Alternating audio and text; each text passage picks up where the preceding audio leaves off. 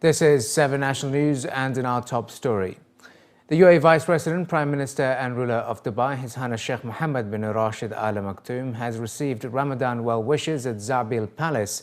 He came to extend their greetings on the advent of the holy month.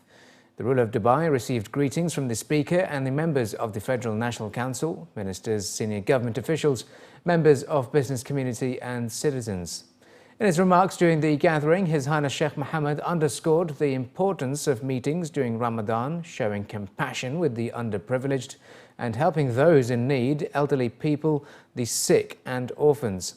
His Highness added that this is part of the Islamic and Arab traditions cherished by our ancestors. A campaign to offer free treatment to the world's child cancer sufferers is aiming to raise $10 million in its first 2 years. The International Childhood Cancer Fund was launched by Sheikha Jawahar bint Mohammed Al Qasimi, the wife of the ruler of Sharjah, last month. It aims to offer free treatment to 176,000 children who have cancer diagnosed each year. Sheikha Jawahar, the first eminent advocate for the UN Children's Fund, has given $1 million, or more than 3.6 million dirhams, to the ICCF. According to the president of the charity, Friends of Cancer Patients, of which Sheikha Jawahar was the founding member, the cost of treating childhood cancer varies greatly from patient to patient and from region to region.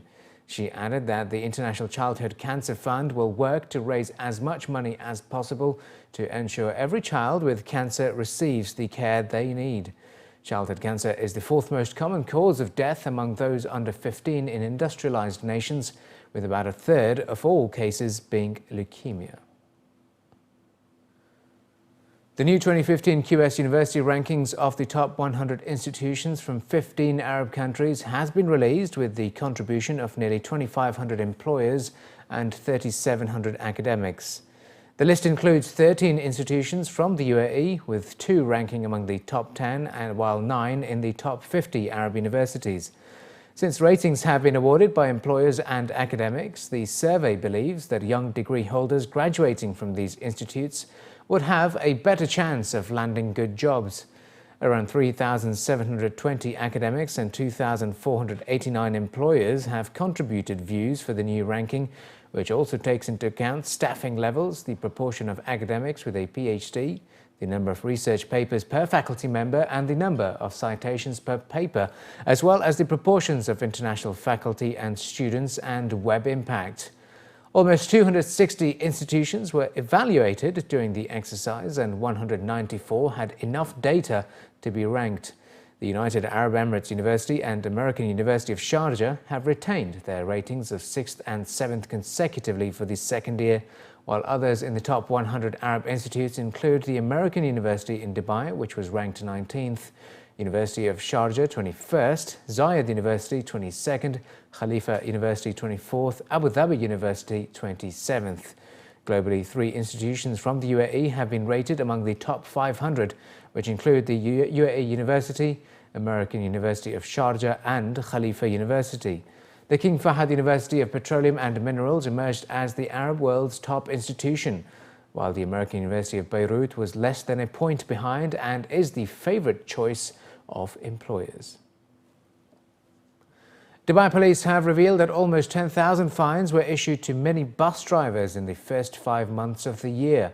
Colonel Saif Al-Masroui, the Director of the General Department of Traffic, has called on the drivers to abide by traffic laws, adding that the safety of the motorists and bus passengers are the company's responsibility, and that they must make sure that the minibuses are safe and that drivers are not carrying more passengers than they should.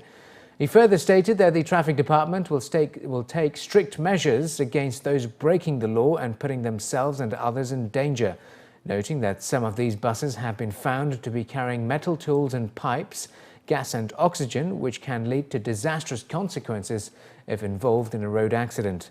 The colonel also said some cases this year involved buses carrying passengers in the baggage area. Dubai police recorded 778 fines in January, 1,601 in February, 1,881 in March, 2,976 in April, and 2,544 in May. And Sharjah police received 3,500 calls from the public on the hotline number 901, which was launched on the 9th of June. The number was launched by Sharjah Police for non-emergency cases and is open for calls 24 hours a day, 7 days a week, to provide services for people who have problems, normal complaints and queries about services not including emergencies. The number 999 is now exclusively to be used for emergency calls. In the last 2 weeks since its launch, police received 365 calls related to traffic and criminal incidents, while 22 calls were received after the advent of Ramadan to tip police about beggars. The rest were inquiry calls. A police spokesperson was quoted as saying the 901 is open for the public to inform police about any negative aspects they see in their neighbourhood or to alert them about inadequate services. It was also added that by the public using 901, police will be better able to respond to genuine emergencies on the 999 number. In line with celebrating the spirit of Ramadan, visitors to the Dubai Mall can look forward to a unique cultural experience by exploring the history of Arabic calligraphy and the exhibition which has been set up for the holy month. His Excellency Ahmed Al-Mour, the Speaker of the Federal National Council, attended the opening ceremony of the exhibition, which is showcasing more than 70 creations by 28 calligraphers, including 12 from the UAE.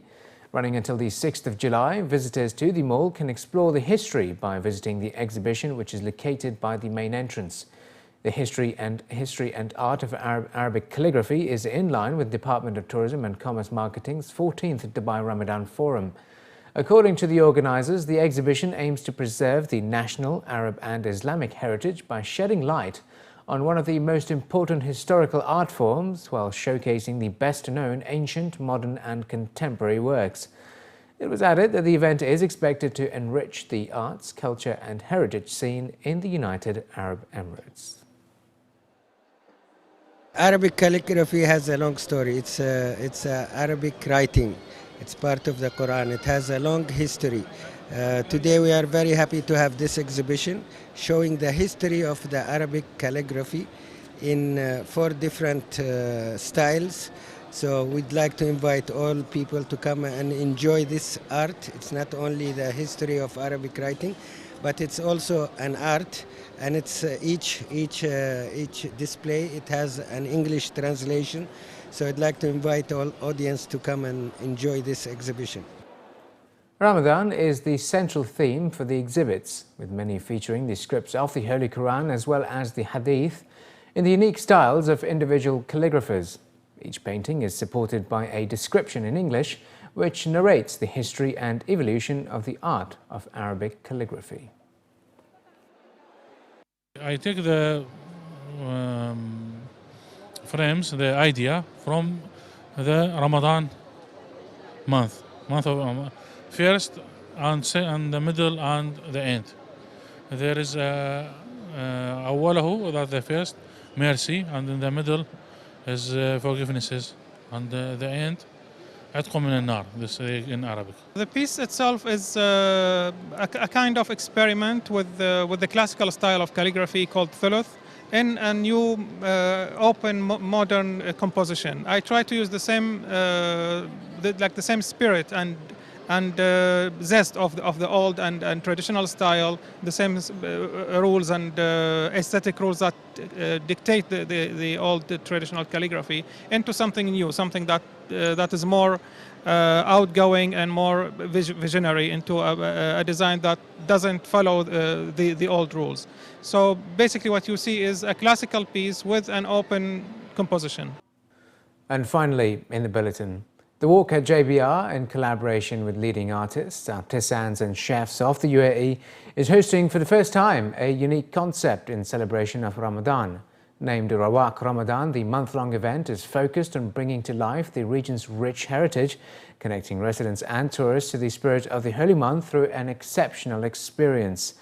Located at the Murjan and Sadaf areas along the RWAQ at JBR, RWAQ Ramadan is an interactive and educational event featuring 5 zones, each with its own unique theme, including contemporary food, retail, art installations and exhibitions. Ensuring that the experiential zones truly have a sense of Arabian flair, select sections have been curated by local luminaries like Cartel and Tima Uzden, to name a few. giving their personal touch to Ramadan at the RWAQ. We were approached by the RWAQ, JBR, as RWAQ, and we do a lot of community events. So RWAQ is a community event fun for everyone as a whole family. We brought together a lot of art, community activities, retail, great food. So it's just a good hangout spot at Ramadan, which is difficult to find in this heat here in Dubai. And we have so many different activities for kids as well. So you can have your kids enjoy like a workshop while you grab a bite to eat, walk around, get a good feel of contemporary Arabic themes around you. There's a lot of interior going on, so a lot of inspiration, and it's just really what you want in Ramadan. The cartel has been selected as the official retail partner for RWAQ, so we're very excited about this opportunity. And what we are doing here basically is curating different local, regional and international designers to be part of this project and offer various fashion themes and fashion offerings as long as they adhere to the contemporary Arabia overall theme. I still believe that Ramadan is really more than the tents and the food and all of that, and it's pretty exciting to introduce a unique experience. And what RWAQ is doing is really offering a whole world of art, fashion, food, culture. So it's really exciting for people to come and explore all this in one space. Visitors will be able to indulge in the latest Ramadan capsule collections by leading regional designers, surrounded by unique visual interpretation of Ramadan, with full-scale light installation of larger-than-life 3D stars, as well as the lunar dome, where the dynamic and slowly moving light will be reminiscent of the ever-changing moonlight and will represent the passing of time during the holy month. Behind me is the lunar dome. It's a 5-meter tall hand-woven sphere. The idea behind it is to create a lunar calendar to complement the celebrations here in the month of Ramadan.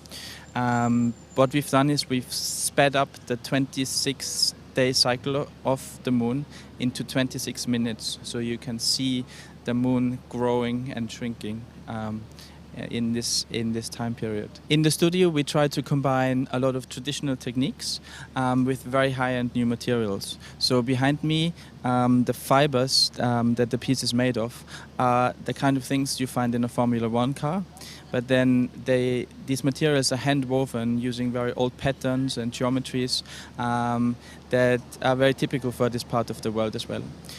So we try to bring old and new together to have people see something familiar, something they recognize, but also something that surprises them and that sort of takes them a little bit further. I think that most of what's interesting about it is that, normally during Ramadan, it's either you go to like a iftar tent or you're having iftar at home or something. So it's nice if you've been home all day or if you're working to go somewhere where there's people, where there's a variety of food places here. There's nice little stalls on the street. After iftar, I like to make sure I keep filling up. So it's nice to have little spots on the street. The gallery they have is great. And then, I don't mind the heat, but there's a lot of nice places to chill inside. The installation, the moon looks great. So it's a lot of fun and there's a lot of people walking around. So it's a nice environment to be in for Ramadan without like going to an actual tent or, being stuck in a particular place. It's like nice and open. So it's been cool.